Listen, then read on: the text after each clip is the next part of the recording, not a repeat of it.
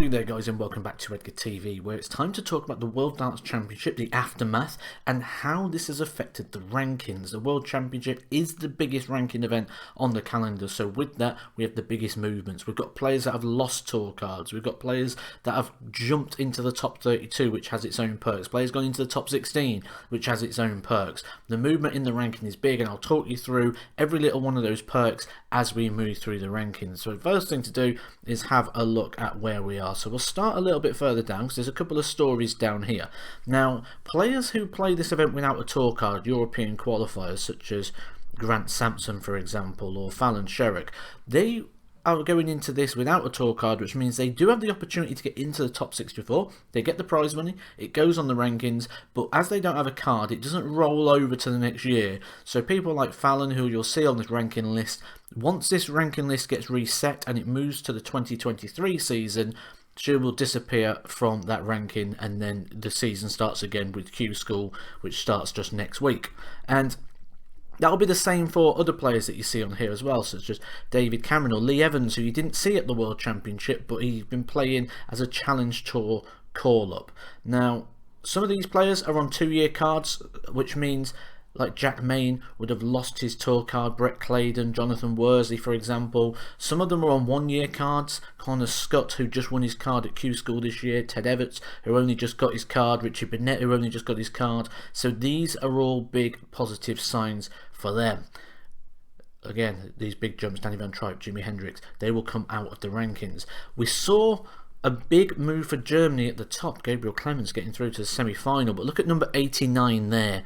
Position 89 is Max Hopp, and I don't think this is goodbye Max Hopp, I just think this is see you later. Max Hopp, one of the players who will be moving out of those tour card positions. If he is to play on the PDC Tour next year, he's going to have to go back to Q School in order to regain that card, and personally I think he does. I can't see him not. He's far too good to miss out on that position.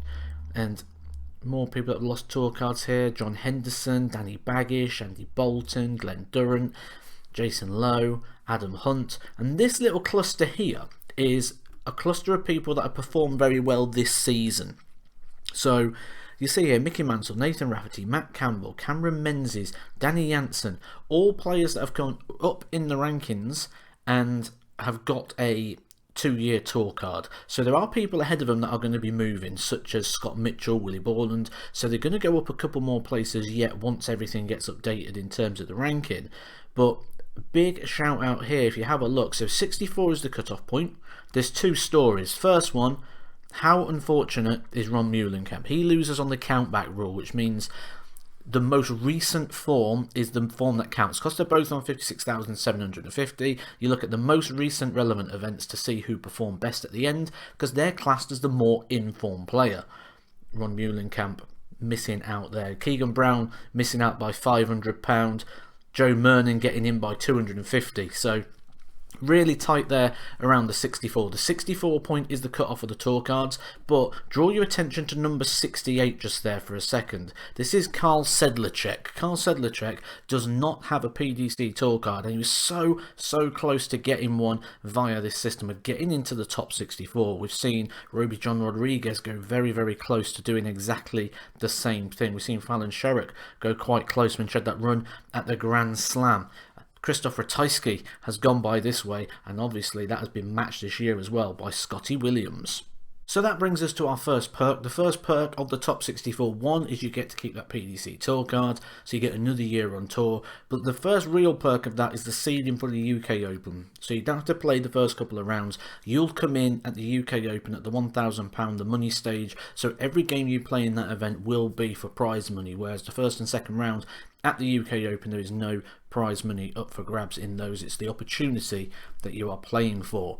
So as we look at that top 64, we can see a couple of players here that are really in a little bit of danger when you look at the players behind them and the fact that they're not really defending much prize money, those players that we just named a second ago from that system. So that draws our attention to Devon Peterson, who entered the World Championship a couple of years ago as a top 32 seed.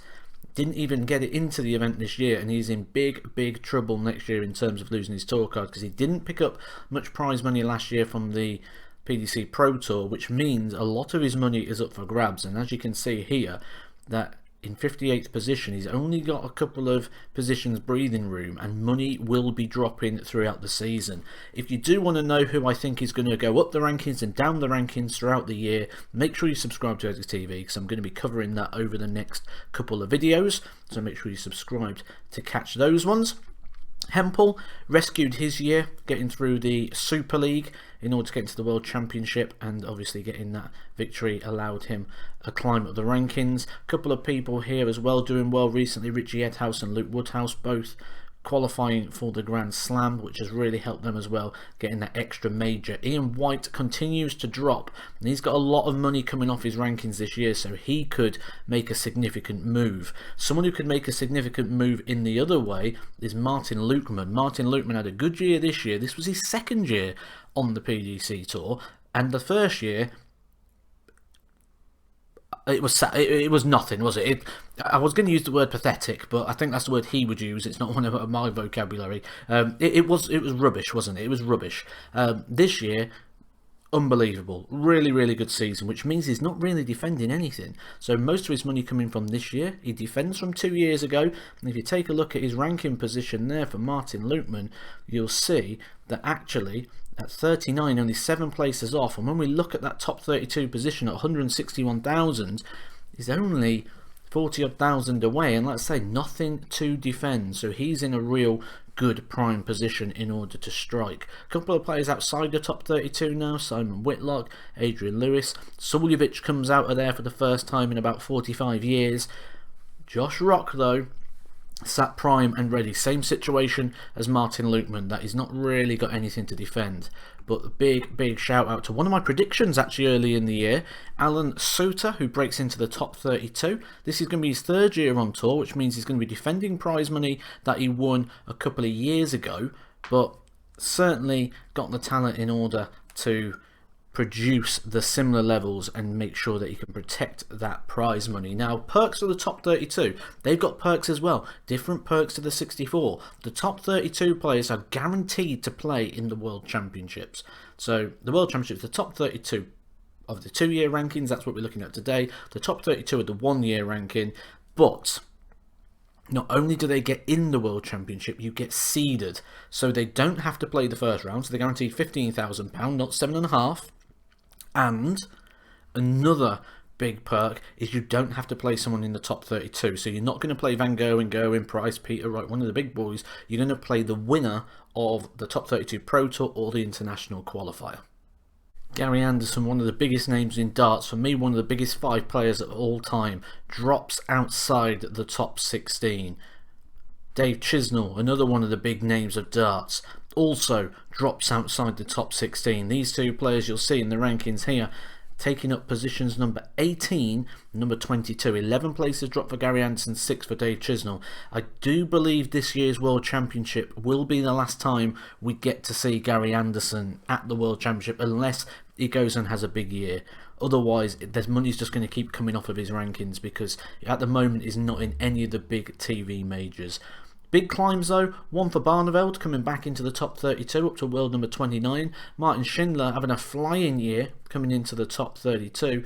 Chris Dobie cements his place in the top 32 with his big run to the quarterfinals. Clemens up to 19. Now he's asking questions. He's knocking on the door now of the top 16, less than £27,000 or so away from the top 16.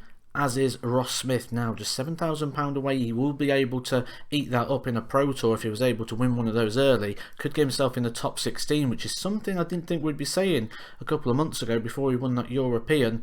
But shout out here as well to Ryan Searle. Ryan Searle and Damon Heta both ending the year inside that top 16. I remember coming off a plane not too long ago with Ryan Searle, who actually said, well, if I can get to the top 32, I'll be happy. He's now in the top 16. How much further can he go? We'll find out over the next year or so. He's regularly averaging around the 100. He's not getting the wins as such at the minute, but he's knocking on the door of something special. When we look at the perks of the top 16, these have their own perks as well. We talk about that seeding rule. They will be seeded for the other big ranking events, the World Match Player and the World Grand Prix, which means they will play someone from the other pool, the 16 Pro Tour, order of merit, and they're guaranteed their position. So top 16 have some perks of their own. James Wade will be hoping to stay in the top 16. At the moment, is starting a bit of a slide. The performance isn't there at the moment, and he's now dropped his position in the rankings. We can see here, down 2 more places again, down to the world number 10, and he's got some people coming up behind him who don't have as much money to defend as James Wade. James Wade will have that UK Open win up for grabs in the very near future, and like I say, you've got people like Ryan Searle, Damon Heta, Dirk van Duvenbode, Dimitri Vandenberg, who are finding levels at the moment. Nathan Aspinall continues his reclimb. He comes up. Gerwyn Price, after losing the world title, comes down to 4th, but that's enough to keep him in the Premier League. Luke Humphries cements his position at 5th place, and I do believe that Luke Humphries will be in the Premier League on the back of that season. And after winning the world title at the 3rd time of asking, Michael Smith moves himself to be the new world number 1. He's the world number 1, he's the world champion. Michael van Gerwen staying in 3rd, Peter Wright staying in 2nd, but Michael Smith is now at the top. It wasn't that long ago that he didn't win a TV title. He's now won 2. He's won the Grand Slam of Darts, and he's won the big one, the World Championship, and keeps himself right in the very, very elite of the sport. He's going to be up there contending for that world number 1 spot for so many years now, and I expect to see him picking up more titles because his levels are just getting better and better and better. Hope you have enjoyed this video. I will be making more and predictions, who's going to move up the rankings, down the rankings. This is your one-stop location for darts. I cover pretty much everything right here, so if you are new, hit that subscribe button. It's completely free to do, and I'll catch you soon for some more Edgar TV. Edgar TV.